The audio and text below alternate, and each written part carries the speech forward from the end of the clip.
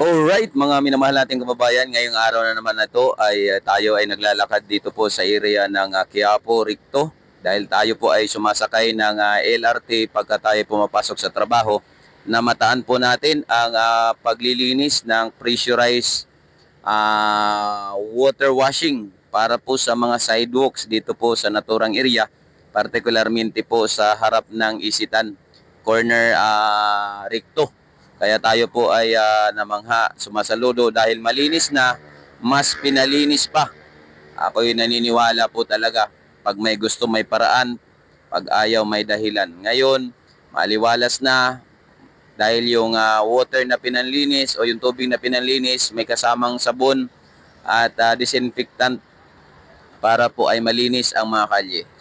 So bukod po sa pagiging malinis, maayos na po, maliwalas sapagkat organized na po yung ating mga vendor na sa gilid na lamang po, hindi kagaya po ng dati na halos nasa kalye na.